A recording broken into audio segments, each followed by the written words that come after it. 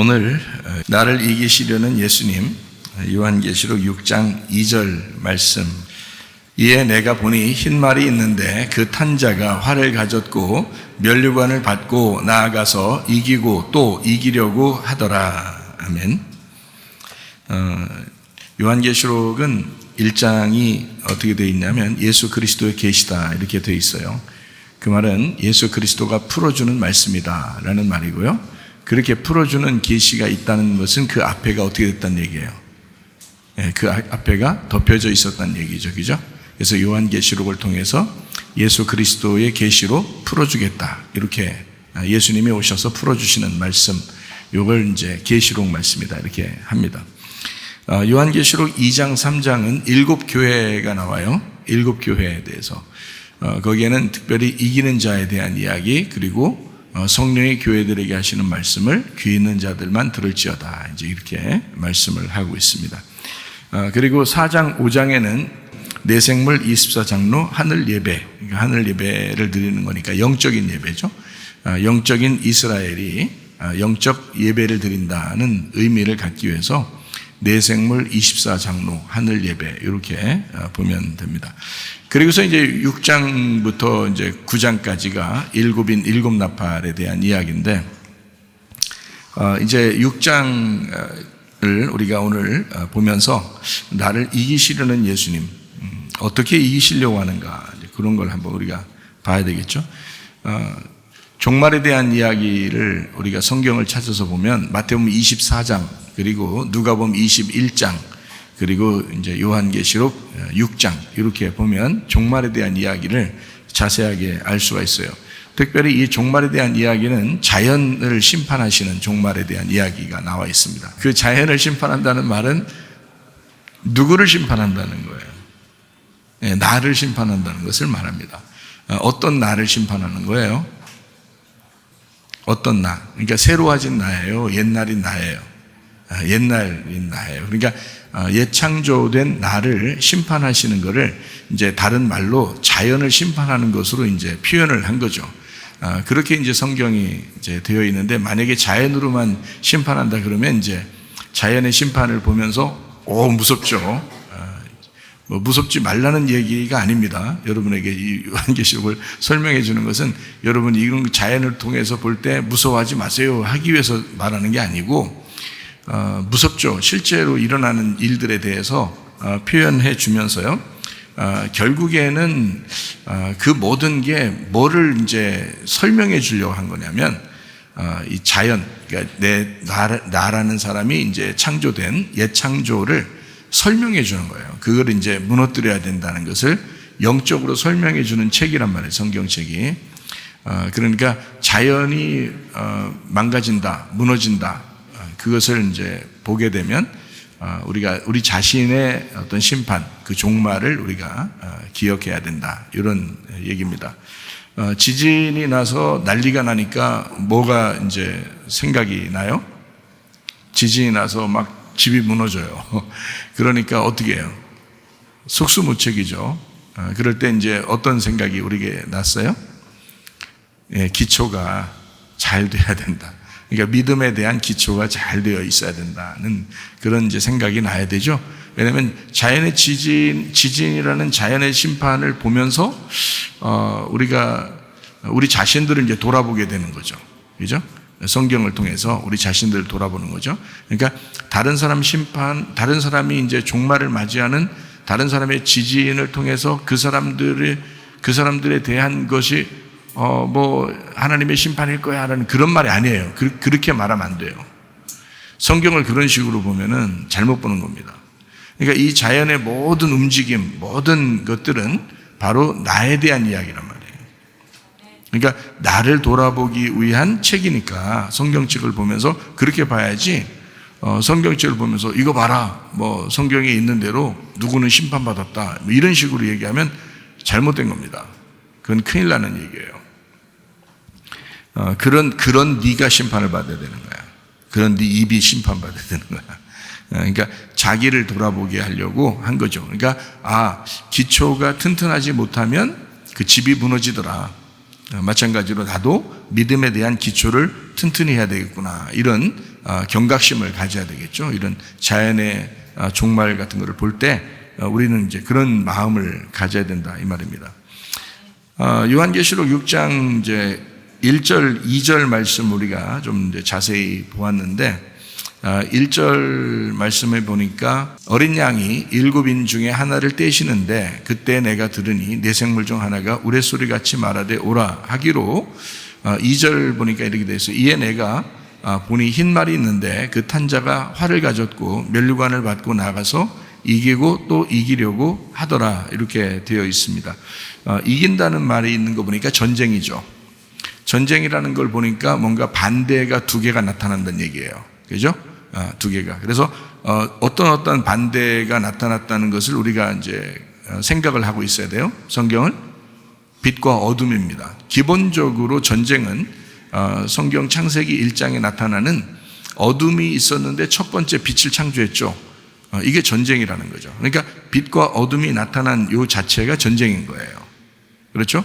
그러니까 이런 전쟁이라는 이제 이야기가 나오고 다시 말하면 이긴다라는 말이 나올 때 그 어둠과 빛이 싸우면 반드시 빛이 이긴다는 얘기를 우리가 들었죠. 그러니까 빛이 반드시 이긴다. 그러면 빛이 누구라는 얘기고 어둠이 누구라는 얘기예요? 예, 어둠은 땅인 나를 얘기하고 빛은 하늘인 하나님을 얘기한다. 그러니까 반드시 그분이, 그 주님이 흰 말을 타셨고 그분이 이기고 또 한 번 이긴다 이렇게 되는 거죠. 그러니까 이긴다 이렇게 되는 게 아니에요. 이 말이 지금 그런 말 이기고 또 이기려고 계속 이렇게 다닌다 이런 말이 아니고요. 한 번 이기고 또 한 번 이긴다 이렇게 되는 거죠. 그러니까 이게 이제 성경 해석을 잘해야지. 첫 번째 이긴다라고 하는 것은 예수님의 죽으심을 의미합니다. 예수님의 죽으심을 통해서 승리했죠. 그러니까 예수님이 십자가 못 박혀 돌아가시면서 다 이루었다. 이게 승리죠. 다 이루었다. 나는 내가 죽으면서 다 승리한다. 이렇게 하는 거죠. 그래서 그거를 이제 예수님의 죽으심, 그럼으로써 첫째 부활이 이루어졌죠. 그 첫째 부활이 이루어진 것은 예수님이 이루셨습니다. 그러니까 그게 이제 죽으시고 부활하시면서 이기셨다 이거죠. 첫째 부활이에요. 그 다음에 이제 계속 두 번째 이긴다는 말은 두 번째의 사망을 끝냈다는 거죠. 두 번째 사망을 끝낸다. 두 번째 사망에 우리가 이제 사로잡혀 있으면 두 번째 사망할 수밖에 없는데 우리가 첫째 부활에 동참한 사람들은 두 번째 사망을 겪지 않도록 두 번째 부활을 하도록 만들어주겠다 이런 얘기예요. 그러니까 첫 번째 부활은 예수님이 하셨고 두 번째 부활은 우리가 해야 된다는 얘기예요. 이렇게 이제 한 번은 예수님이 그리고 그 예수님에게 붙은 사람들이 두 번째 완전한 부활을 한다. 이걸 두 번째 부활이라고 얘기하는데 성경에는 두 번째 부활이라는 단어가 없어요. 두 번째 사망이라는 말만 있습니다. 요한계시록에 두 번째 사망을 겪지 않도록 두 번째 사망을 당하지 않도록 하겠다 이렇게 돼 있죠. 그죠? 두 번째 사망. 첫째 부활에 동참한 사람은 두 번째 사망을 당하지 않도록 하겠다 했으니까 그걸 두 번째 부활이라 할 수 있죠. 그래서 두 번째 부활을 한 거고 첫째 부활이라는 말이 있죠. 첫째 부활을 하려면 뭐가 있었어야 돼요? 먼저 사망이 있었어야 되죠. 근데 그 첫째 사망이라는 말이 단어가 없어요. 성경에 첫째 사망이라는 단어가 없다. 두 번째 부활이라는 단어가 없다. 두 번째 이제 부활한다는 말이 없지만 두 번째 사망을 이기면 두 번째 부활인 거고요. 그렇죠? 지금 제가 말하는 걸 이해하죠? 삼위일체라는 단어도 이 성경책에 나오지 않지만 하나님은 삼위일체 하나님이시죠. 마찬가지입니다. 첫 번째 사망이 안 나오지만 첫 번째 사망이 있으니까 첫 번째 부활이 있다는 얘기예요. 첫 번째 사망을 사람들은 모르죠. 후대 사람들은 모르잖아요. 아담 때 이루어진 일이니까 후대 사람들은 모른다고요. 그 아담 때 이루어진 그 사망이 계속 내려왔단 말이에요. 그 사망이. 그러니까 하나님께서 너 선악과 먹으면 죽는 거야 라고 했죠. 그러니까 죽음이라는 건 선악과 먹었다는 얘기입니다. 이게 죽었다는 말은 선악과 먹었다. 그러면 살았다는 말은 뭐겠어요? 간단하죠. 생명나무 먹으면 생명나무 열매 먹으면 살았다는 거예요. 그러니까 죽었다는 말은 선악과 그러니까 아담과 하와가 선악과 먹었어요. 그걸 죽음이라 그런다고요. 그래서 하나님이 너 그거 먹으면 죽는 거야 이렇게 했죠. 근데 사람들이 이제 살아있다고 생각한 거예요. 근데 예수님이 와가지고 진짜 십자가 못 박혀 돌아가시면서 이 죽음을 끝내셨단 말이죠. 그러니까 첫 번째 부활하신 분이 예수님이 되는 거죠. 그분이 이제 첫 번째 부활하신 분이 되는 거죠. 거기에 붙어있는 우리들이 이제 두 번째 사망을 겪지 않는다 해서 두 번째 부활한다. 이렇게. 그러니까 두 번째 사망을 겪지 않도록 하기 위해서, 두 번째 사망을 겪지 않도록 하기 위해서 첫 번째 부활하신, 다시 말하면 첫 번째 죽으시고 부활하신 이 주님이 두 번째 또 이기신다, 이런 얘기예요. 그래서 이기고 또 이긴다. 그래서 흰말이라고 하는 건요, 말씀, 전쟁을 의미합니다. 그러니까 여기에 지금 요한계시록 6장에 나와 있는 말들이 몇 개 나오는데 그 말들은 다 전쟁을 의미하는 말들이에요. 전쟁. 그러니까 흰 말이 있다는 것은 색깔이 있다는 것에 반대가 되는 거죠. 그죠? 흰 옷을 입었다는 것은 색깔 있는 옷에 반대가 됐다는 얘기예요. 그러니까 예수님은 항상 흰 옷을 입고 흰 말을 타고 그러죠. 성경에서. 우리도 이제 흰 말 타고 흰 옷 입고 가죠. 그 진리의 말씀을 얘기한다 그랬죠. 왜냐하면 색깔이 다 빠졌다는 얘기예요. 색깔을 빼면 진리가 되는 거예요. 색깔이 덧입혀지면은 자기께 섞은 거죠. 색깔이 섞인 거죠. 그러면 진리가 안 되는 거예요. 다 거짓이 되는 겁니다. 그러니까 색깔이 입혀지면 다 심판을 받아야 되는 거고, 색깔이 없는 것이 되면 진리가 돼서 우리를 이기시는 그 주님이 되신다. 이런 말씀을 할 수가 있습니다. 그래서 흰 말, 하나님의 아들 또는 순결한 성도를 의미하는 것이 바로 흰 말이다. 이기고 또 이긴다. 이렇게 말씀을 합니다. 성경 요한계시록에는 4분의 1을 멸망하고 3분의 1을 멸망하고 그리고 전체가 멸망한다, 이렇게 되어 있습니다. 그러면은 이게 어떤 식으로 된가요? 조금 멸망했다가 조금 더 멸망시켰다가 그리고 완전히 멸망시킨다, 이런 의미가 되겠죠. 그죠? 이건 이제 성경을 우리가 보면 좀 더 이해가 되는 그런 말씀들입니다. 그러니까 계속해서 이기시는 그 주님이시다라고 하는 것을 우리가 볼 수 있고요. 그게 이제 우리가 패배하고 완전히 죽을 때까지, 완전히 패배할 때까지 주님은 우리를 이기시려고 한다. 이런 말씀입니다. 자, 요한계시록 6장 3절 말씀 보겠습니다. 둘째 인을 떼실 때 내가 들으니 둘째 생물이 말하되 오라, 그렇게 말씀했습니다. 4절을 볼까요? 이에 다른 붉은 말이 나오더라. 그 탄자가 허락을 받아 땅에서 화평을 제하여 버리며 서로 죽이게 하고 또 큰 칼을 받았더라, 이렇게 되어 있습니다. 큰 칼을 받았다라고 하는 것은 어떻게 화평을 끝내버리겠다는 얘기죠. 칼을 가졌으니까 죽이는 걸 얘기하는 거잖아요. 그죠? 칼을 가지면, 여러분 칼 가지면 뭐 해요? 연필 깎고 칼 가지면 그런 이제 또 칼 가지면 또 뭐 해요? 요리도 하죠. 그죠? 요리도 하고 칼 가지면 또 전쟁도 하고 싸우기도 하고 그러죠. 그러면 보통 칼의 어떤 개념, 요리를 할 때도 마찬가지예요. 요리할 때 여러분 어떻게, 칼 가지고 요리할 때 어떻게 해요? 일단 잘라요. 그죠? 네, 잘라요. 네, 자른다는 거예요. 그러니까 이 칼이라고 하는 개념이 나왔다는 얘기는 자른다는 겁니다. 자른다. 네. 여러분 그 마음속에 칼을 가지면 안 돼요. 여러분 집안에서나 교회에서나 칼을 가지면 안 된다고. 그러니까 칼을 가지면 어떻게 한다, 여러분? 자른다니까. 네, 그게 이제 죽음. 그러니까 살인을 칼로, 그러니까 옛날에 성경책 쓸 때 뭐 총으로 죽였다 이런 게 없잖아요. 다 칼로 죽인다는 게, 살인한다 그러면 그게 다 칼로 죽이는 거예요. 그러면 칼로 죽였다는 것은 어떻게 죽였다는 걸 의미하는 거예요? 어떻게 죽였다는 걸 의미해요? 잘라냈다는 거예요. 잘랐다는 거예요. 잘랐다는 것은 야, 너 잘났다 이런 말 아니잖아요. 잘랐다는 말은 어떤 의미를 갖는 거예요? 어떻게 이렇게 붙어 있는데 떨어뜨려 놨다는 거잖아. 붙어 있는데 떨어뜨려. 그러니까 여러분 속에, 마음 속에 칼을 가지고 있으면 다른 사람하고 분리가 됩니다. 예, 칼을 가지면 하나님하고도 분리가 됩니다. 근데 성경에서는 이제 그 전쟁, 죽이는 거, 살인 도구, 뭐 요리할 때 요리하는 칼, 뭐 이런 것들이 이게 이제 이 칼이라는 말이 이제 나오면 전쟁하는 것과 죽이는 거 이런 건데 우리를 분리시킨단 말이에요. 그러니까 하나님하고 내가 떨어졌다는 것을 칼을 통해서 정확하게 깨닫게 해주는 거예요. 그래서 칼이라고 하는 건 두 가지의 개념을 가져요. 하나는 전쟁하는 칼, 죽이는 칼, 하나는 요리하는 칼이에요. 무슨 말인지 알겠죠? 예, 그래서 칼은 칼인데 하나는 전쟁하는 칼, 성경에 나오는 전쟁하는 칼, 하나는 요리하는 칼이에요. 그러니까 전쟁하는 칼은 나를 죽이는 칼, 요리하는 칼은 나를 먹이는 칼이에요.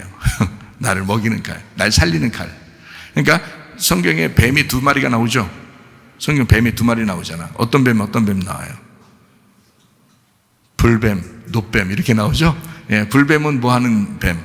나를 죽이는 뱀. 노뱀은 뭐 하는 뱀? 나를 살리는 뱀. 자, 간단하죠? 예, 그러니까 칼도 이렇게 2가지로 이렇게 표현할 수 있는데 첫 번째는 우리를 죽이러 온다는 거죠. 그게 칼이라는 겁니다.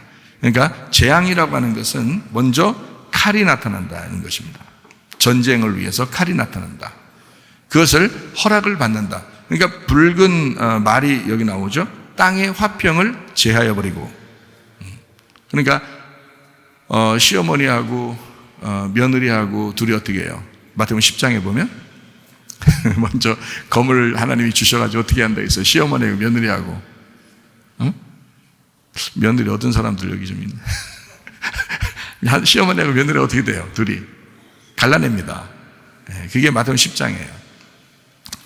아버지하고 아들이 어떻게 돼요? 둘이 갈라집니다.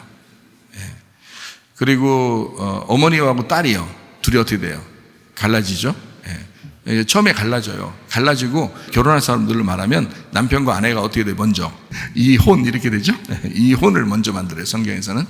그리고 난 다음에 이제 둘을 어떻게 해요? 예수님 안에서 다시 예수님 안에서 하나가 되게 만들죠. 결혼 증서라고 그래요. 그러니까 이혼 증서가 나오고 그 다음에 결혼 증서가 되는 거죠.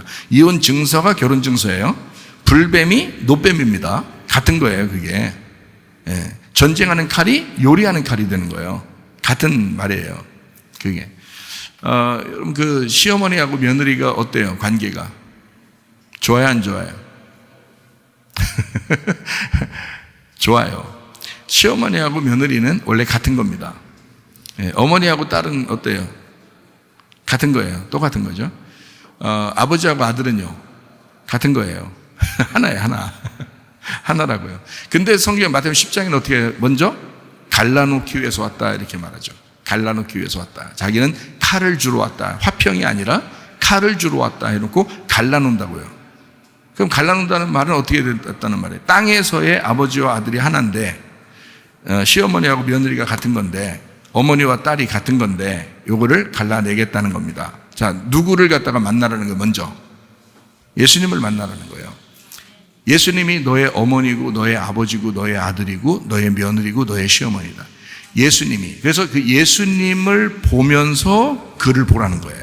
그러니까 예수님을 통해서 그를 봐야 진짜죠. 그러니까 요런 진짜를 만나기 전에 먼저 갈라놓는 거예요. 먼저 갈라놓고 예수님을 통해서 다시 합치는 겁니다. 무슨 말인지 아시겠죠? 이렇게 만들어 놓은 거예요, 성경이. 자, 그러니까 전쟁이라는 거는 굉장히 중요한 거죠. 그러니까 땅에서 화평을 제하고 서로 죽이게 한다. 둘로 나누는 거다. 이건 분리하는 것을 의미하는 거다. 쪼개는 거다. 얼마나 성경의 칼이 하나님 말씀이 잘 쪼개는지 히브리서 4장 12절에 나와 있는 말씀이 있죠. 하나님의 말씀은 살아있고 활력 있어 좌우의 날선 어떤 검보다도 예리하여 혼과 영과 및 관절과 골수를 찔러 쪼개기까지 하며 또 마음의 생각과 뜻을 판단하나니 이렇게 되어 있습니다. 여러분 이게 다 같은 거예요. 같은 거. 같은 하나에서 나온 겁니다. 혼과 영이요, 관절과 골수요, 그리고 생각과 뜻 같은 거에서 나오는 거잖아요. 같은 거에서. 그렇죠? 예, 그것까지도 나눌 수 있는 게 그 말씀이라는 거예요. 하나님의 말씀. 여기 로고스라는 말씀은 이것까지도 갈라낼 수 있다. 이렇게 말씀하는 겁니다. 그만큼 정확하다는 겁니다. 하나님 말씀이 그만큼 정확하다. 자, 이렇게 이제 쪼갠다라는 거죠. 이 쪼갰, 나누는 말씀의 칼, 위물과 아래물을 나누는, 영과 혼을 나누는, 골수와 관절도 뜻과 생각도 나누는 그런 쪼개고, 왜 쪼개는가? 살리려고, 진짜를 만나게 하려고, 그러려고 쪼개는 것이다. 이런 겁니다. 자, 요한계시록 6장 5절 말씀을 보겠습니다. 셋째인을 떼실 때에 내가 들으니 셋째 생물이 말하되 오라 하기로 내가 보니 검은 말이 나오는데 그 탄 자가 손에 저울을 가졌더라 라고 되어 있습니다. 6장 5절에 보니까요. 자, 여기 이제 보면 누가복음 21장 11절 말씀 한번 볼까요? 곳곳에 큰 지진과 기근과 전염병이 있겠고 또 무서운 일과 하늘로부터 큰 징조들이 있으리라. 자, 이게 이제 마지막 징조들이라고 이렇게 얘기하는 성경의 가르침인데, 요한계시록 6장에도 똑같이 이런 내용들을 이제 집어넣은 것입니다. 누가복음 21장 10절 한번 볼까요? 또 이르시되 민족이 민족을 나라가 나라를 대적하여 일어나겠고 라고 되어 있습니다. 그러니까 민족끼리 싸우게 되고 나라끼리 전쟁하게 된다, 뭐 이런 말씀이에요. 민족은 언어를 의미한다 했죠. 영적으로 보면 언어를 의미하고 같은 민족을 얘기하는데 같은 말씀을 듣는 언어를 의미합니다. 그리고 나라는 그 사람 각자를 얘기하는 겁니다. 또 다른 사람과 나, 이렇게 하나님과 나 이렇게 볼 수 있어요. 그래서 하나님 나라와 나의 나라가 싸운다, 이렇게 이야기한다 그랬죠. 그렇게 전쟁하게 되면 이렇게 민족이 민족을, 나라가 나라를 이렇게 싸워서 대적하여서 일어날 것이다 라는 얘기고, 그리고 이제 요한계시록 6장 5절의 말씀을 보면 검은 말이 나와서 이제 저울을 가졌더라, 이런 얘기가 나오거든요. 그러면 이제 6절을 한번 보겠어요. 내가 네 생물 사이로부터 나는 듯한 음성을 들으니 이르되 한 데나리온의 밀 한 대, 한 데나리온의 보리 석대로다. 또 감람류와 포도주는 해치지 말라 하더라, 이렇게 돼 있거든요. 거기 가만히 보면 이게 지금 요한계시록 6장 5절 6절이 셋째 인에 대해서 나오는 얘기입니다. 셋째 인에 대해서 나오는 얘기인데, 여기 보니까 뭐 보리도 나오고 밀도 나오고 감람류도 나오고 포도도 나오고 막 이러잖아요. 이게 지금 어디서 나오는 거예요? 어디서? 물에서 나오는 거예요? 아니면 뭐 공중에서 나오는 거예요? 어디서 나오는 거예요? 땅에서 나오는 거죠. 땅이 만들어진 때가 언제죠? 창세기 1장에 땅이 만들어진 때가 언제예요? 창세기 1장 1절에 물론 있어요. 하늘과 땅을 만드셨다 이렇게 돼 있거든요. 창조를, 하늘과 땅을 창조했는데, 근데 창세기 1장 2절에는 어둠이 땅에 어둠이 있다 그랬고, 그래서 그 어둠을 파괴시키기 위해서, 그 어둠을 빛이 품기 위해서 첫 번째 날에 빛이 오신 거예요. 그 어둠이라는 땅을 품기 위해서, 어둠이란 나라는 땅을 품기 위해서 빛이라는 그 주님이 오신 거라, 이렇게 말하는 거거든요. 그렇게 하고 이제 두 번째 날에 물과 물을 이렇게 나누게 되잖아요. 물과 물로 나누는 이 분리, 나눔, 이걸 뭐라 그래요? 지금 요한계시록 6장에는 전쟁이라 그렇게 말한다고 했잖아요. 그죠? 나눈다, 물과 물로 나눈다. 그럼 물이 땅으로 떨어졌어. 떨어져가지고, 땅에 떨어져 가만히 있어. 아니면 한쪽으로 모아가지고 땅이 나타나죠. 그걸 셋째 날이라고 그래요. 그러니까 요한계시록의 6장에 보면은 셋째 인을 떼실 때 어떻게 돼? 땅에 대한 이야기가 나오죠. 땅에 대한 이야기가. 자, 그러니까 한마디로 말하면 이렇게 되는 거죠. 둘로 나누게 되고 그 다음에 땅을 연결합니다. 땅에 대한 이야기를 연결시키는데, 거기에 보니까 검은 말이 나와요. 검은 말이라는 성경에 이제 이런 검은 새면 뭐예요? 검은 새면 까마귀가 대표적이죠. 노아 홍수 끝나고 난 다음에 새를 밖으로 내보냈거든요. 어떤 걸 내보냈어요? 까마귀를 내보내요. 까마귀 내보내니까 와요, 안 와요? 안 와. 안 오죠. 왜냐하면 까마귀는 시체를 뜯어먹기 때문에. 그러니까 지금 거기에 물로 인해서 다 심판받아가지고 다 죽었으니까 시체들이 둥둥 떠다니잖아요. 그 시체들이 있으면 까마귀는 먹을 게 너무 많은 거예요. 그러니까 안 들어오죠. 노아 방주로. 그런데 비둘기는 시체를 못 먹거든요. 원래 비둘기는 식물성입니다. 하나님이 창조한 비둘기는 식물성이에요. 그래서 이 비둘기는 나갔다가 다시 들어와요.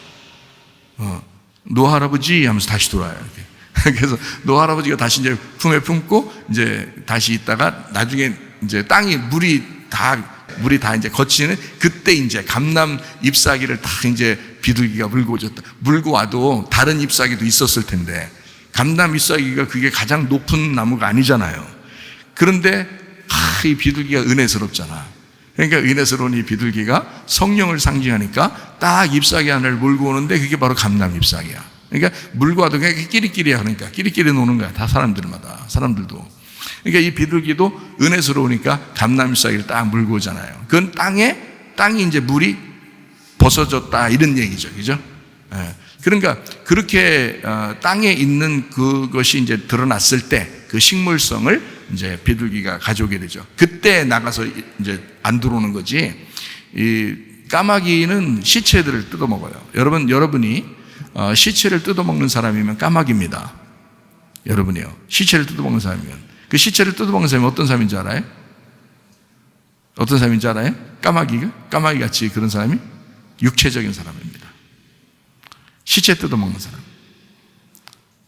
죽은 거 좋아하는 거. 사망을 먹는 자들이에요. 그 까마귀예요.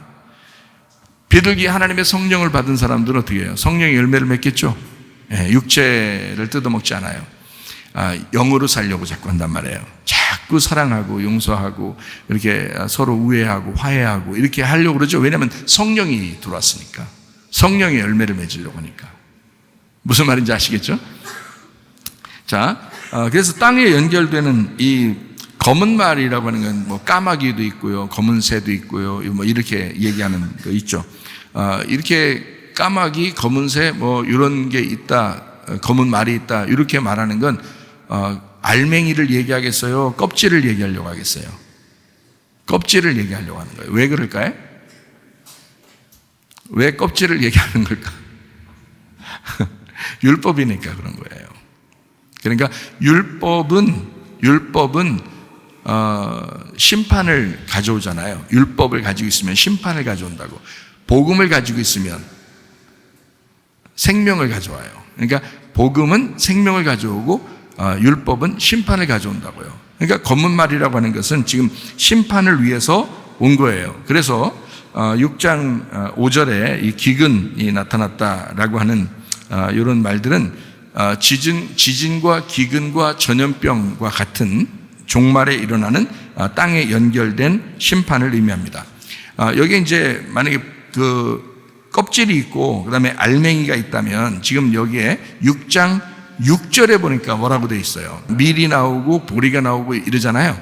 그런데 그게 한 데나리온의 밀 한 대 그리고 한 데나리온의 보리 석 대 이렇게 나오죠. 그 다음에 뭐를 건들지 말라는 거예요. 감람류하고 포도주는 해치지 마라 이렇게 돼 있죠. 그러니까 여기서 지금 알맹이는 어떤 거예요? 감람류하고 포도주인 거예요. 그러니까 감람류하고 포도주가 뭐냐? 감람류가 성령의 기름입니다. 기름을 짤 때 성경에서 하나님 앞에 제물을 드리고 예배할 때의 기름은 감람류밖에 없어요. 그러니까 감람류를 예배로 하나님 앞에 드리는 성령의 기름이고, 그 다음에 포도주는 뭐 할 때면 포도즙을 짤 때 그러거든요. 포도즙을 짜면은 포도는 빨간 즙이 나오거든요. 그래서 예수님이 자기를 뭐라고 표현하냐면 떡과 포도주를 주면서 내 살과 내 피라고 그렇게 말합니다. 이건 생명을 의미하는 거예요. 그러니까 주님의 피, 그 생명을 의미하는 게 포도주고, 감람류는 성령의 기름을 의미하는 것입니다. 자, 보세요. 밀 한 대라는 거하고, 그리고 보리 석 대가 어때요? 둘 다 한 데나리온이에요. 그러니까 밀 한 대도 한 데나리온, 보리 석 대도 한 데나리온 이렇게 돼요. 그러니까 밀 한 대가 보리 석 대라는 거죠. 보리 석 대가 밀 한 대라는 거예요. 자, 이것을 한 데나리온이 돼야 된다라는 말은 무슨 말이에요? 어떻게 돼야 된다는 거예요? 하나가 돼야 된다 이런 말이죠. 다 하나든 세 개든 다 뭐가 돼야 된다? 하나가 돼야 된다. 기름과 포도주, 이거 값진 복음을 의미합니다. 진리의 말씀을 의미합니다. 이것을 손상시키면 안 된다라는 말이에요.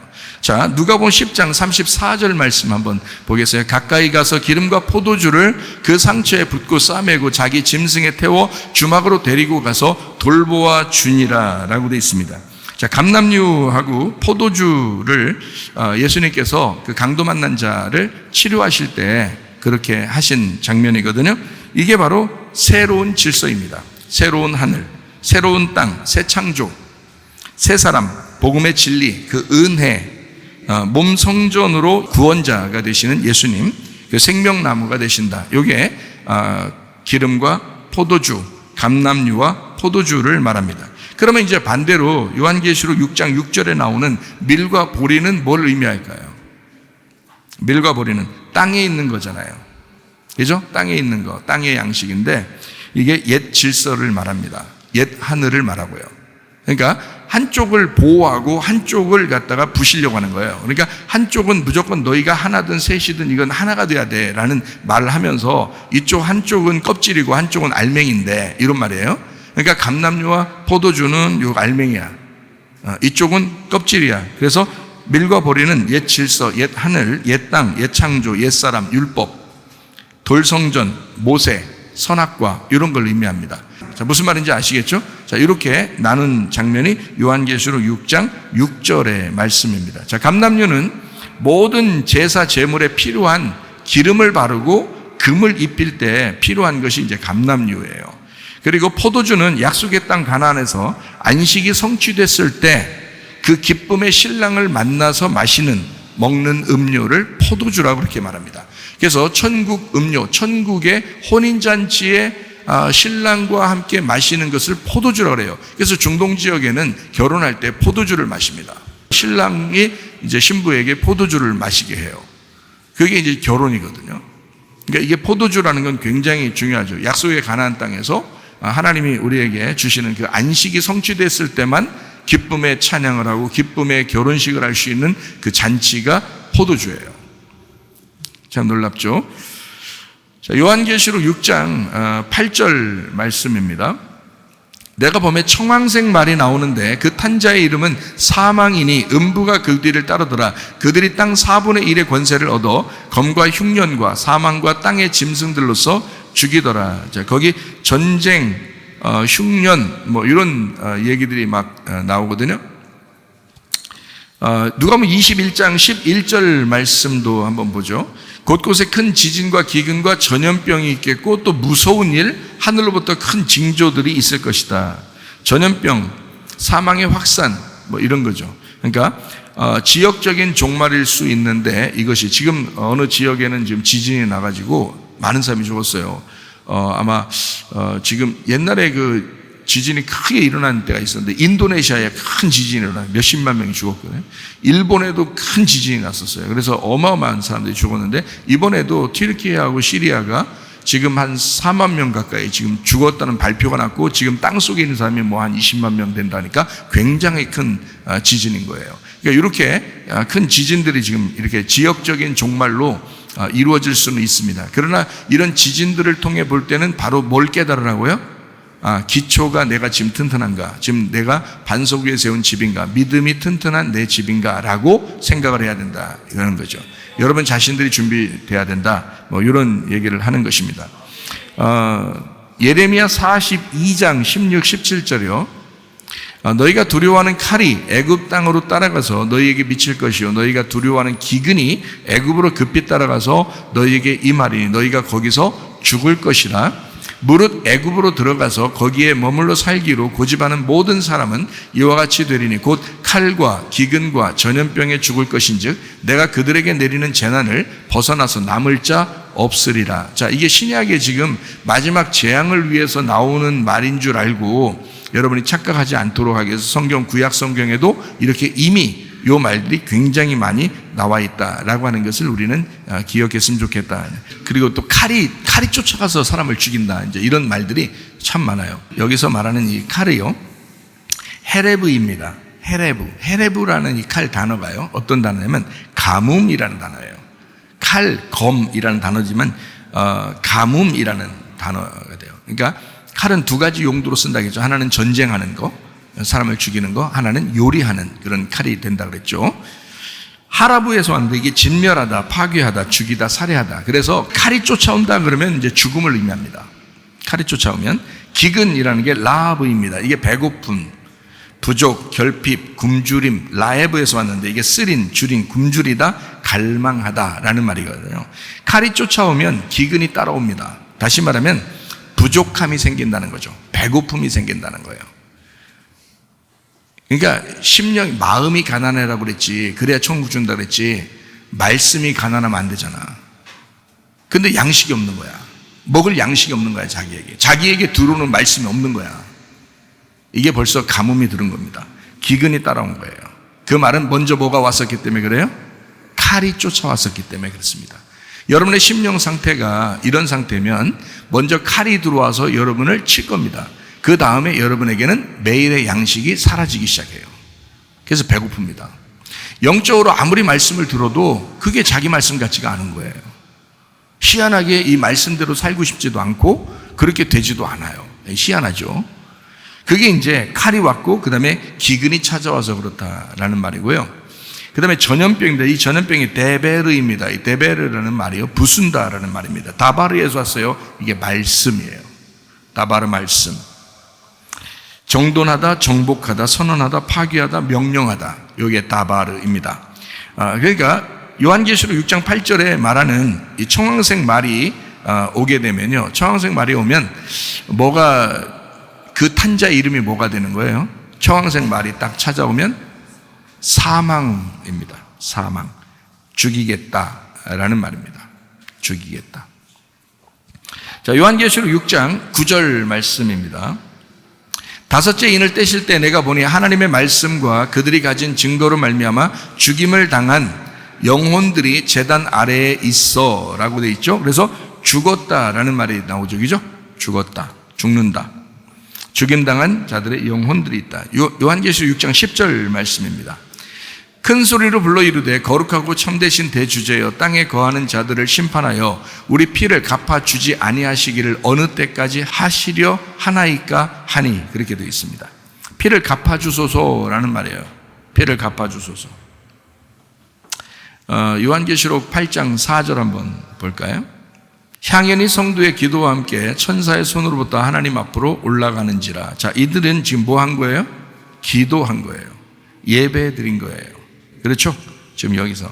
그래서 요한계시록 6장 10절에 말하는 여기 지금 우리의 피를 갚아주소서라는 이 사람들 6장 11절을 보니까 이렇게 돼 있어요. 각각 그들에게 흰 두루마기를 주시며 이르시되 아직 잠시 동안 쉬되 그들의 동무 종들과 형제들도 자기처럼 죽임을 당하여 그 수가 차이까지 하라, 이렇게 되어 있습니다. 그 예복을 주면서 다시 말하면 동료 죽은 숫자가 차기까지는 좀 기다려야 된다. 다시 말하면 무슨 말일까요 이게? 그냥 우리 인생이 한번 시작하면 바로 끝난다는 게 아니라는 얘기죠. 그러니까 그 동료들이 죽을 때까지 기다려야 돼라는 말은 계속 3일 길을 가고 있는 사람들이 있다는 얘기예요. 지금도. 그죠? 지금도 계속 3일 길을 가는, 이 3일 길을 가는 사람들이 끝마쳐졌을 때 그것이 동료가 끝나는 날이잖아요. 그죠?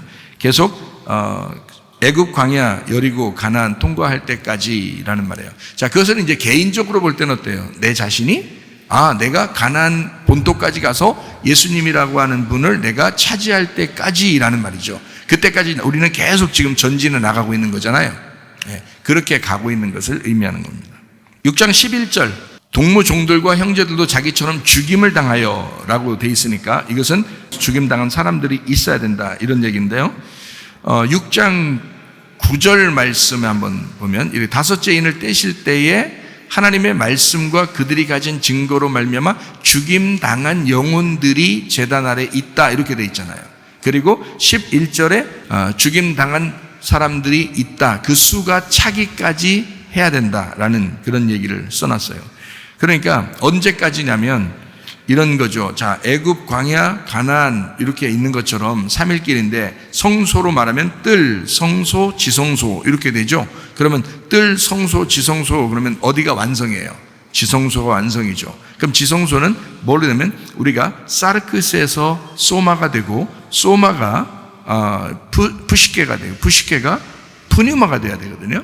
그러면 이 푸뉴마가 영인데 그 영의 완전함이 완성될 때까지, 그 완성되면 요 밑에 있는 이 사르크스, 나의 육체로 시작했던 것도 영이 완성을 시킨다는 거예요. 다 영이 완성 끝까지 가면 영, 혼, 몸이 하나가 되죠. 그게 이제 완성이라는 얘기예요. 그때까지 하라, 뭐 이런 얘기입니다. 잠시 동안이라는 말은 10일 동안을 얘기하는데 호흡 가다듬는 시간입니다. 그게 바로 뭐냐면 예수님 부활 승천하고 오순절날 성령 충만 임하는 그날까지, 그 기간 10일 동안이라는 것을 우리가 좀 기다리면 좀 짧은 기간이라고 보면 되겠습니다. 짧은 기간이다. 자, 6장 12절 말씀을 보니까 내가 보니 여섯째 인을 떼실 때에 큰 지진이 나며 해가 검은 털로 짠 상복같이 검어지고 달은 온통 피같이 되며, 자, 13절. 하늘의 별들이 무화과 나무가 대풍에 흔들려 설익은 열매가 떨어지는 것 같이 땅에 떨어지며, 이렇게 되어 있습니다. 자, 14절도 한번 볼까요? 하늘은 두루마기가 말리는 것 같이 떠나가고 각 산과 섬이 제 자리에서 옮겨지매라고 되어 있습니다. 자, 이게 지금 6장 12절 말씀을 한번 이렇게 보니까 여섯째 인을 떼셨다라고 되어 있습니다. 여섯째 인이 있다는 얘기는 일곱째 인도 있다는 얘기 아니에요, 그죠? 그럼 일곱째 인이 일곱째 인으로 나타나는 게 아니고, 여기 성경에는 일곱 인, 일곱 나팔, 일곱 대접에서 여섯째 인이 끝나요. 인으로서는 여섯째 인까지가 끝나요. 그리고 일곱째 인은 일곱 나팔이 그 속에 들어있어요. 일곱째 인에. 요한계시록 8장 1절 2절 한번 보면 나타나거든요. 일곱째 인을 떼실 때에 하늘이 반시간쯤 고요하더니 내가 보매 하나님 앞에 일곱 천사가 서 있어 일곱 나팔을 받았더라, 이렇게 돼 있잖아요, 그죠? 그러니까 여섯째 인까지가 끝나고, 그리고 일곱째 인은 일곱 나팔이 그 속에 들어있어요. 그럼 일곱 번째 나팔은요? 일곱 번째 나팔은 일곱 개의 대접이 들어가 있어요, 그 안에. 그러니까 보세요. 자, 일곱 인 안에 일곱 나팔이 들어가 있고요. 일곱 나팔 안에 일곱 대접이 들어가 있어요. 그러면 재앙은 첫 번째 시작하는 요 재앙에 모든 것이 들어있는 거죠. 그렇죠? 일곱 인, 일곱 나팔, 일곱 대접이 같이 들어있는 거니까. 그렇죠? 자, 해, 달, 별, 요게 이제 조금 여러분이 궁금해할 수도 있어요. 이제 여러분이 해를 보면, 해가 검어졌대, 또는 달이 막 빨간해졌대. 지난번에도 달 빨간하게 보이던데, 지난번 한번 보니까. 해가 낮에 막 검어진 때도 있죠. 그러죠. 어둡고. 그런 때도 있죠. 막 별도 잘 안 뜰 때도 많고, 도시에는 잘 안 보이고, 별이. 이게 뭐냐면, 해, 달, 별, 요게요. 진짜 이런 걸 이제 나타낼 수도 있죠. 실제로 이제 그런 그 자연 현상이 그렇게 될 수도 있거든요. 근데, 이건 혼란스러운 영적 어두운 세상을 말합니다. 자, 그러면 해, 달, 별을 우리가 한번 어떤지 한번 우리가 성경을 찾아서 볼까요? 창세기 37장 9절부터 11절을 한번 보겠습니다. 요셉이 다시 꿈을 꾸고 그의 형들에게 말하여 이르되 내가 또 꿈을 꾼즉 해와 달과 11별이 내게 절하더이다 하니, 자, 그가 그의 꿈을 아버지와 형들에게 말하매 아버지가 그를 꾸짖고 그에게 이르되 네가 꾼 꿈이 뭐냐? 나와 네 어머니와 네 형들이 참으로 가서 땅에 엎드려 네게 절하겠느냐? 그의 형들은 시기하되 그의 아버지는 그 말을 간직해 두었더라. 자, 여기서 해는 누구를 말하는 거예요? 아버지를 말하는 거죠. 달은 누구를 말하는 거예요? 어머니를 말하는 거예요. 별은 누구를 말하는 거예요? 형제들을 말하는 거예요. 자, 그러면 이게 무슨 의미냐면요, 이런 거예요. 해라고 하는 건 아버지를 말하잖아요. 달은 어머니를 말하는 거잖아요. 별들은 형제들을 말하는 거잖아요. 그러니까 해는 말씀을 의미하는 겁니다. 달은 뭘 의미해요? 교회를 의미하는 거예요. 별들은요, 성도들을 말하는 것입니다. 근데 이게 어떻게 돼요? 해, 달, 별이 다 어두워지고 핏빛같이 되고 막 혼란해지고 막 이렇게 되잖아요. 그렇다 이런 거예요. 말씀이 변질됐다 이 말이에요. 마지막 때가 되면 여러분, 세상의 종말이라는 것은 뭐냐면, 원래 진짜 말씀은 변질되지 않죠. 하나님이 주신 말씀들이 왜 변질되겠어요? 근데 사람들의 욕심에 의하여 말씀들을 자꾸 변질을 시킨단 말이죠. 그러니까 말씀이 변질된단 말이에요. 해가 어두워지는 거예요. 그러니까 사람들이 빛을 못 찾아요. 진리가 어두워진단 말이에요. 말씀을 안 받아요, 사람들이. 말씀이 변질됐다고요. 그리고 교회가 타락합니다. 교회가 타락해요. 자, 빛과 소금의 역할을 다 하는 게 교회가 되어야 될 텐데, 교회가 타락해버리니까 누구를 따라가야 돼요, 우리가? 이 세상 사람들은 지금 누구를 보고 따라가야 돼? 교회가 타락하고 있으니까. 자, 말씀은 변질됐죠. 말씀이 진짜 속에 있는 성경의 말씀을 나를 죽이고 예수 그리스도를 부활시켜야 되는 진짜 복음을 내 속에 간직하고 다른 사람에게도 그걸 전달해야 되는데 그건 안 가르쳐주고 세상에 돌아가는 얘기들만, 세상에 잘 되는 얘기들만 하고 있으니 말씀이 다 변질되죠. 바알 숭배를 막 가르치고 있으니 말씀 다 변질되고 있죠.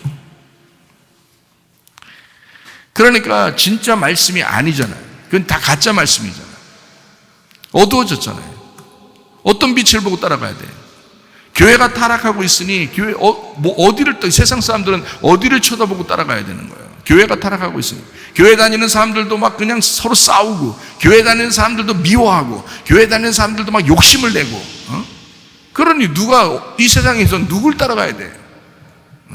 생각해 보라고요. 성도들은요, 그런 진실한 하나님을 믿지 못하고 배교하기 시작합니다. 종교성을 가지고 종교적으로 신앙생활하는 그런 사람들이 얼마나 많아요. 배교하는 겁니다. 하나님을 진리 가운데 섬기는 것이 아니라 배교하고 있다고요. 그런 신앙생활하는 거. 자, 이런 것들이 어떻게 된다? 다 파괴가 돼야 된다. 이게. 그래서 해, 달, 별, 자연의 파괴를 통해서 하나님의 백성들에 대한 마음을 죽이고자 하는 것이란 말이에요. 그 죽이고자 하는 그분이 이기시려고 한다는 거지. 무슨 말인지 아시겠어요? 내가 이기려고 하면 주님을 밀어내죠. 내가 이기려고 하니까 말씀이 들어와도 말씀을 갖다 밀어내죠. 말씀을 설교를 아무리 많이 해도 여러분 속에 말씀이 안 들어가죠. 왜? 여러분이 밀어냈으니까. 그 말씀들을. 말씀이 들어와서 여러분을 파괴시키고 말씀이 들어와서 여러분을 죽이도록 했어야 되는데 그러지 않는다는 거죠. 안타깝습니다. 그런 사람들이 꽤 많죠. 세상은 그렇죠. 우리 교회는 그래도 말씀이 들어와서 나를 죽여 주십시오라고 하는 사람들이 많겠지만 말입니다. 옛 창조는 파괴되어야 합니다. 창세기 1장에 있는 넷째 날에 창조된 게 뭐예요? 해, 달, 별이잖아요. 하나님이 창조해 놓고서 그 해, 달, 별을 완전히 무너뜨려 버린다는 거예요. 그 빛을 다 무너뜨려 버린다. 영적인 혼란으로 완전히 다 가두어 버리겠다는 거예요. 자, 그러면 이것이 진실한, 그러니까 이 해, 달, 별은 진짜였던 거예요? 그림자였던 거예요? 그림자였던 거예요. 여러분, 기드온이나 뭐 이런 사람들이 항아리 같은 거 막 들고 다니고 막 그러잖아요. 싸우러 갈 때 항아리 같은 거 들고 다니잖아요. 그럼 항아리 속에 뭐 숨기고 가죠? 예? 항아리 속에? 예, 횃불을 들고 다니고. 그러면 횃불이 나타나려면 항아리는 어떻게 돼야 돼요? 예, 깨져야 되겠죠? 그래서 항아리를 깨치면 횃불이 나타나는 거예요. 자, 해, 달, 별이 어두워지면 뭐가 나타날까요? 진짜 빛이 나타나는 거예요. 창세기 1장에 보면 빛이 첫 번째 창조됐죠. 네 번째 날에 해, 달, 별이 창조됐다니까요. 그러면 해, 달, 별이 있으면 이 빛이 안 보이죠. 근데 해, 달, 별을 깨뜨리면 그러면 이 빛이 나타나겠죠. 그래요. 마오르라고 하는 이 그림자 해, 달, 별을 하나님이 깨부심으로써 속에 있는 오르가 그 빛이 나타나도록 껍질을 그 항아리를 깨뜨리시는 작업이란 말이에요. 그거를 심판, 종말이라고 합니다. 종말. 이 세상에는 종말이 일어나요. 그 종말의 모습들이 나타난다고요. 놀랄 일이 아닙니다. 문제는 여러분이 깨졌느냐 이 말이에요. 나라는 항아리가 깨졌느냐, 나라는 마오르가 깨졌느냐 이거야. 내 속에 오르가 나타나기 위하여, 내 속에 빛이 나타나기 위하여 진짜 마오르라는 내가 깨졌느냐 이거지. 중요한 건 그거지. 자연을 통해서 보면서 어떻게 저렇게 됐대, 색깔이 어떻게 변했대, 이런 게 중요한 게 아니죠. 사실은 중요한 거는 나죠. 내가 하나님의 말씀 앞에 나는 어떤 사람이냐, 이게 중요한 거죠. 나라는 해와 달과 별이 깨져야 되죠. 이 껍질이 벗겨져야 되죠. 항아리가 깨져야 되죠. 진짜 오르가 나타나기 위해서. 그런 말씀. 요한계시록 6장 12절부터 17절까지가요 하늘의 왕과 땅의 왕의 전쟁입니다. 결국에는 이 여섯째 인, 사망, 지진, 전염병, 기근 다 동원해서라도 너를 죽이겠다 이 말입니다. 요한계시록 6장 13절 말씀이요, 하늘의 별들이 무화과 나무가 대풍에 흔들려 설익은 열매가 떨어지는 것 같이 땅에 떨어져 교회 지도자들 타락한다는 얘기입니다. 이 성경 그냥 그대로 그냥 얘기한다면 그 말이에요. 교회 지도자들이 타락할 것이다. 이스라엘 멸망을 포함합니다. 근데 지도자들만 타락하는 걸까요? 지도자가 타락하면 또 다른 사람, 성도들은 타락하지 않을까요? 그건 그냥 곁다리로 다 타락합니다. 해와 달과 별이 함께 다 몰락하는 걸 의미하는 거예요. 그렇죠? 그러니까 우리는 다 성도들이 이렇게 타락하고 있는, 지금 지도자들이 타락하고 있는 이런 시대에, 가장 어두워 가고 있는 시대라고 말하잖아요. 이게 지금 겉으로만 어두운 게 아니잖아요. 해가 뭐 없어졌나요? 달이 없어졌나요? 별이 없어졌나요? 그렇지 않죠. 내 마음의 해가 어두워졌단 말이에요. 내 마음의 달이 핏빛을 가지고 있다는 거야. 내 마음의 별이 떨어지고 있다는 거야.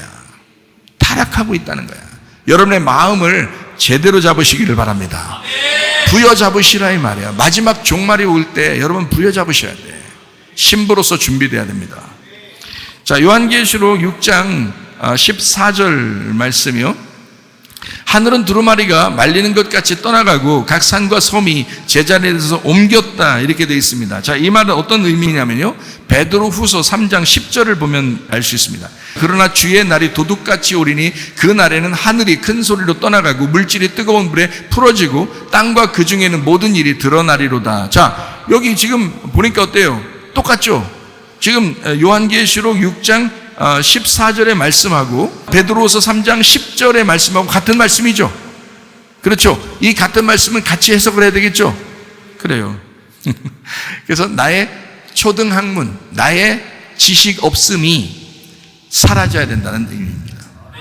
초등학문과 같은 너의 체질로 된 너의 초등학문, 너의 무식한 그 지식, 이것이 깨져야 된다. 그것이 떠나가야 된다, 이런 의미예요. 이게 똑같은 해석입니다. 베드로서 3장 10절의 해석과 요한계시록 6장 14절의 해석은 같은 해석이에요. 같은 해석인데 제가 이리 봐도 이런 해석, 저리 봐도 이런 해석이에요. 똑같은 해석이에요. 다시 말하면 너의 초등학문이 무너져야 된다. 자, 그러면 여러분 어떻게 돼야 돼요?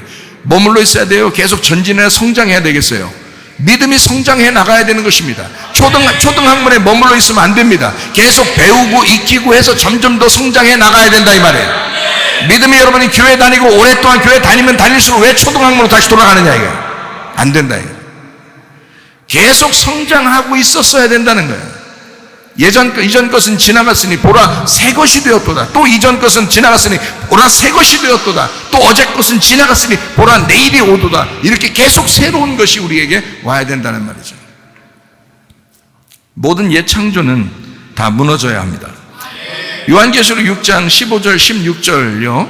땅의 임금들과 왕족들과 장군들과 부자들과 강한 자들과 모든 종과 자유인이 굴과 산들의 바위 틈에 숨어 산들과 바위에게 말하되 우리 위에 떨어져 보좌에 앉으신 이의 얼굴에서와 그 어린 양의 진노에서 우리를 가리워라 라고 말합니다.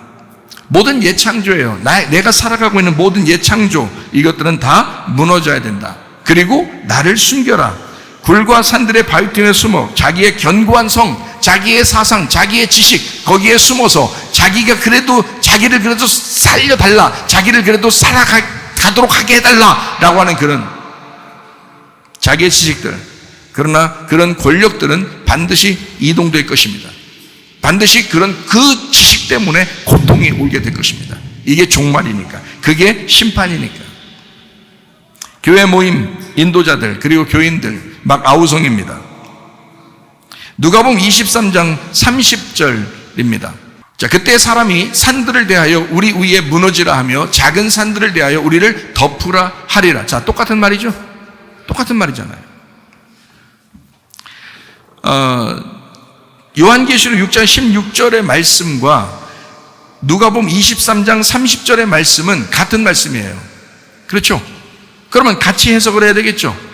그러면 누가복음 23장 30절 바로 전절을 한번 볼까요? 보라, 날이 이르면 사람이 말하기를 잉태하지 못하는 이와 해산하지 못한 배와 먹이지 못한 젖이 복이 있다 하리라 이랬어요. 그래서 말세가 되면 아기를 많이 낳으려고 해요? 안 낳으려고 그래요? 많이 안 낳으려고 그래요. 그러니까 자기도 죽을 것 같은데 자기도 힘들어 죽겠는데 아기를 낳아서 나라에 공헌하자? 애국하자? 아기 낳아서? 그러니까 젊은 사람들이 뭐라고 그러냐면, 야, 애국할 힘도 없다, 내가 죽을 것 같다. 내가 먼저 죽을 것 같다. 근데 무슨 애국을 하냐. 이렇게 얘기를 하더라고요. 어떤 방송에 뉴스에 보니까 그렇게 얘기를 하더라고요. 자, 그러면 힘들다는 얘기야. 그러니까 사람들은 어떻게 해? 말세가 되면, 우리 이걸 어떻게 견뎌? 애기 많이 안 나는 게 좋겠어. 성경에도 나와 있잖아. 성경에는 이게 얼마나 끼워 맞추기 좋아, 이게. 성경이. 그렇죠? 그런데 사실은 지금 요한계시록을 여러분 쭉 이게 보면 알듯이 겉에 얘기예요. 지금 속에 무슨 내용이 있어요. 속에 내용이 있다고요, 지금. 요한계시록도 마찬가지고 다른 여기 지금 누가복음 말씀도 마찬가지예요. 다 속에 내용이 있는 거였다고요. 그거를 주님이 말씀하시는 거였다고요. 성경을. 그걸 깨달아야 된다. 자, 그러면 해산하지 못한 배와 먹이지 못한 젖이 복이 있다. 이렇게 돼 있어요. 자, 그러면 이 말이 무슨 말이에요? 다른 말로 말하면 이런 말이에요. 아이 벤 자, 그리고 젖 먹는 자에게 화가 있다. 이렇게 될 수 있죠. 누가복음 21장 23절이요. 그날은 아이 벤 자들과 젖 먹이는 자들에게 화가 있으리니 이는 땅의 큰 환난과 이 백성에게 진노가 있겠음이니라. 자, 보세요. 잉태하지 못한 태와 젖 먹이지 않는 자가 복이 있다라고 했죠. 반대로 어떻게 돼요? 아이 벤 자와 젖 먹이는 자에게 화가 있다라고 돼 있죠. 그렇죠. 같은 말입니다. 지금 같은 말이에요. 자, 아이를 뱄어요. 여러분, 아이 뱄다는 말은 어떤 의미예요? 아이 뵈면 안 된다는 말이거든, 마지막 때. 그죠? 아이 뵈면 화가 임한다잖아. 그러면 아이 안 뵈면 복이 있다잖아. 그 아이 뵌 게 뭔 의미예요? 아이 뵌 게. 아이 혼자 뵈요. 그냥 가만히 있더니 성령님이 갑자기 오셔가지고 아이가 점점 배가 불러오나요? 아니죠. 정욕자입니다. 정욕. 마지막 때가 되면 정욕으로 사는 사람들이 많아진다. 이 말입니다. 그런 사람들에게는 화가 있을 것이다. 정욕적으로 사는 사람들에게는 화가 있을 것이다. 젖 먹이면 어떻게 돼요? 젖 먹이면 화가 돼요. 젖 먹이지 않는 사람이 못 받았다는 거예요. 뭔 의미예요, 이게? 젖을 먹이면, 여러분 여자들 애기 낳고 젖 먹이면 어떻게 돼요? 배싹 마르죠. 부모가. 왜? 자기 영양분이 빠져나갔다는 얘기예요. 자기 영양분이 빠져나갔다. 다시 말하면 자기에게 계속 뭔가 채워져야 되는데 채워지는 영적 능력이 없어진단 말이에요. 자기에게는 계속 영적으로 소실되는 것만 있다, 이 말이에요. 이렇게 젖 먹이는 자가 화가 있다. 젖 먹이지 않는 자가 복을 받았다. 자, 젖 먹이지 않으면 어떻게 돼요? 영양분이 계속 자기에게 남아있죠? 영양분이 자기에게 남아있으니까 이 사람은 복이 있다. 영양분이 자꾸 빠져나가면 어떻게 해요? 영양이 손실되면 화가 있다. 자, 그러면 우리 답이 어떤 거예요? 자, 어떻게 해야 돼, 그럼 우리는? 그럼 우리는 어떻게 해야 돼요, 그럼 우리는? 자, 정욕적으로 살지 않고 거룩하게 살아야 되겠죠? 그리고 영양분이 빠져나가니까 바로 우리는 어떻게 돼야 돼? 자, 저는 지금 오늘 영양분을 빼고 있습니다, 여러분에게. 여러분에게 지금 오늘 영양분 지금 젖을 먹이고 있는 거잖아요, 여러분에게. 저는. 그럼 나는 지금 어려운 거야. 여러분은 좋은 거지만 나는 어려운 거잖아요. 그러니까 내가 영양분이 빠져나가니까 바로 나는 어떻게 해야 돼?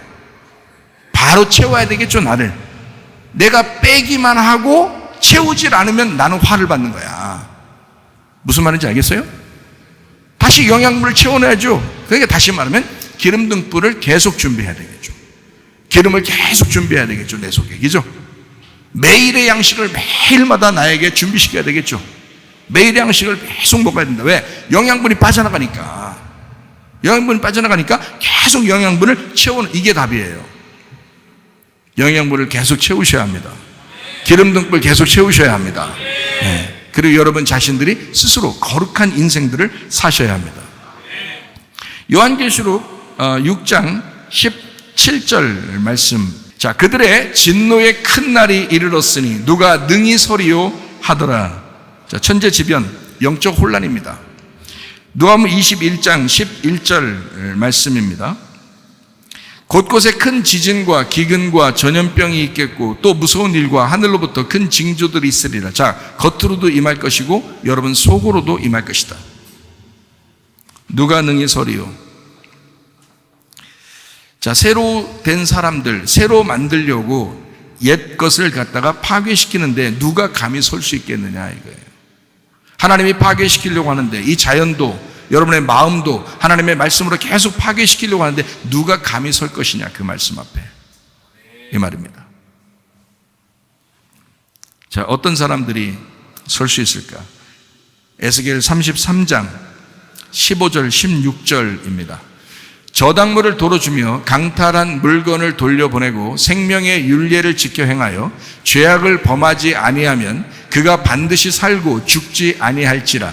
그가 본래 범한 모든 죄가 기억되지 아니하리니 그가 반드시 살리라. 이는 정의와 공의를 행하였음이라 하라. 무슨 말이냐면 누구나 하나님께 돌아오게 되면 다 용서되고 죄가 도말된다라는 말입니다. 자, 어떤 사람이 감히 설 수 있을까? 진노의 큰 날에 나를 파괴하시기 위해서 오시는 그 말씀 앞에 누가 감히 설 수 있을까? 회개하는 사람이. 하나님, 말씀이 내게 공격해 오시니 하나님 나를 포기하겠습니다. 하나님의 승리로 끝나게 될 것입니다.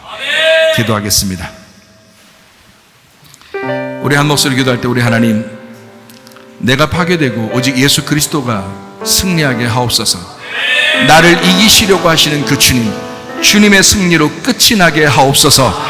기도합니다. 우리 하나님 아버지의 사랑과 은혜를 감사를 드립니다. 주의 뜻대로 살다가 주님 만나게 도와주시옵소서. 하나님의 승리로 끝나게 하옵소서. 이 종말이 하나님의 승리로 끝나게 하옵소서. 하나님, 나를 파쇄하시고 예수 그리스도가 승리하도록 인도해 주옵소서. 비염은 떠나갈지어다, 아토피 떠나갈지어다, 위장병 떠나갈지어다, 어지럼증 사라질지어다, 두통 사라질지어다, 류마티스 관절 떠나갈지어다, 어깨 통증 사라질지어다, 허리 디스크, 목 디스크 떠나갈지어다, 심장병 온전해질지어다, 각종 종양 암tor에 떠나갈지어다, 감기 몸살 떠나갈지어다, 협착증 사라질지어다, 건선병 온전해질지어다, 이명은 사라질지어다, 자가면역질환 온전해질지어다, 식금 사라질지어다, 유리결석 떠나갈지어다, 전립선 온전해질지어다, 우울증, 불면증, 환제, 두런불안, 투족 다 떠나갈지어다, 음란, 거짓, 도출, 미움, 욕심이란 다 떠나갈지어다. 예수 그리스도 안에서 온전히 주님이 승리할 때까지 우리 자신들을 하나님 앞에 내어놓고 우리의 마음을, 심령을 가난해질 때까지 하나님 앞에 내려놓고 하나님 주님과 함께 동행하다가 주님 만나게 하옵소서. 예수님 귀하신 이름 받들어 기도 올리옵나이다. 아멘.